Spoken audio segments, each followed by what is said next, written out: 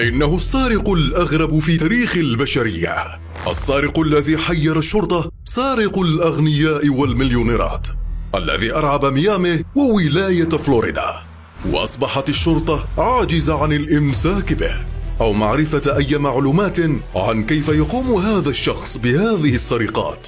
فكان يسرق الأغنياء الذين يسكنون في ناطحات السحاب، لتعتقد الصحافة والشرطة بأنه رجل خارق لا مثيل له، ويطلق عليه لقب الرجل العنكبوت. السارق العنكبوت يرعب فلوريدا. في ميامي فلوريدا، إحدى أغنى مدن العالم كله، تمتلئ بناطحات السحاب على شاطئ فلوريدا، ويصل سعر الشقة هناك إلى ملايين الدولارات.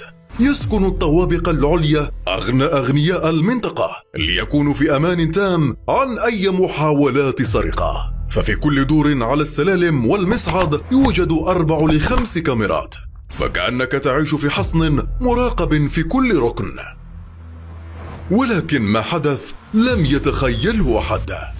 في عام 1996 استيقظت سيدة لتجد أن بروش بقيمة 300,000 دولار قد اختفى تماما، لتبلغ الشرطة التي لم تجد أي علامة لاقتحام أو سرقة، فضلا عن أن هناك قطعة واحدة اختفت من وسط مجموعة مجوهراتها، ولكنها كانت القطعة الأغلى.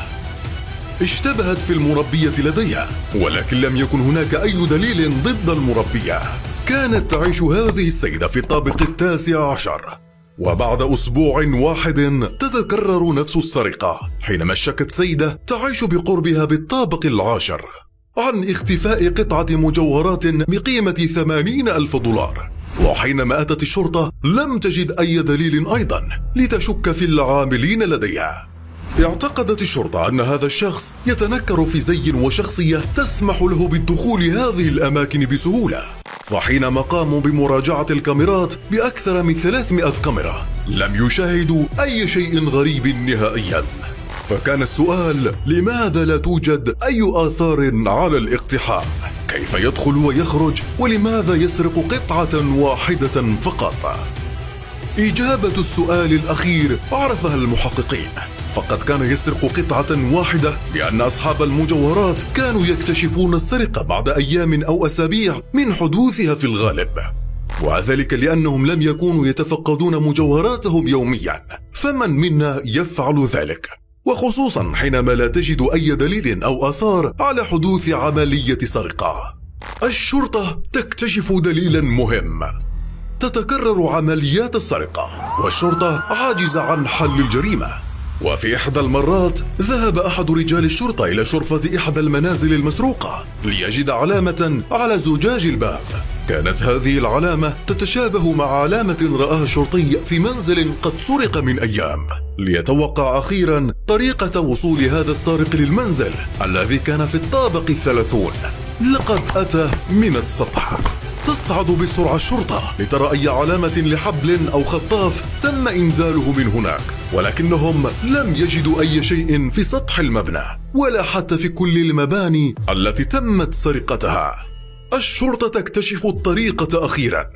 بعد أسابيع والشرطة تشعر بالإهانة من هذا السارق، يستيقظ مركز الشرطة على خبر سيء. لقد قام السارق بسرقة 10 شقق في عمارة واحدة. تفزع الشرطة وتذهب للمبنى المسروق، ويهينهم السكان الذين اكتشفوا السرقة تباعا بعدما أبلغوا بعضهم البعض. وبينما يحاول نفس الشرطي شرب سيجارة على الشرفة، يجد علامات على سور الشرفة واضحة ليد معكوسة، وكأن هناك شخص تعلق في السور من الخارج. ينزل للطابق التالي فيجد نفس العلامات، وهكذا حتى وصل للطابق الأخير. وهنا كانت الصدمة. لقد صعد بيداه العاريتان مبنى مكون من 40 دور، وكأنه رجل خارق كالرجل العنكبوت أتى من عالم مارفل. لتعلن الشرطة عن نتيجة التحقيقات وتطلق عليه الصحافة لقب الرجل العنكبوت. الرجل العنكبوت يكشف وجهه لأول مرة بينما يسرق إحدى الشقق في الطابق 18. تفاجأ برجل عجوز أمامه متسلقا بسرعة للأسفل. فيقوم العجوز بإبلاغ الشرطة بمواصفاته وشكله. إنه شاب متوسط الطول من أصول إفريقية في العشرينيات أو الثلاثينيات، وقامت الشرطة برسم صورة مقربة منه بناء على مواصفات العجوز. الرجل العنكبوت يعاقب سيدة غنية عنصرية. في إحدى المرات سرق الرجل العنكبوت خاتما بقيمة 60,000 دولار، فخرجت سيدة وهاجمت الشرطة التي فشلت في القبض عليه، ثم خرجت وقامت بسب الأفارقة ووصفهم بالمتوحشين.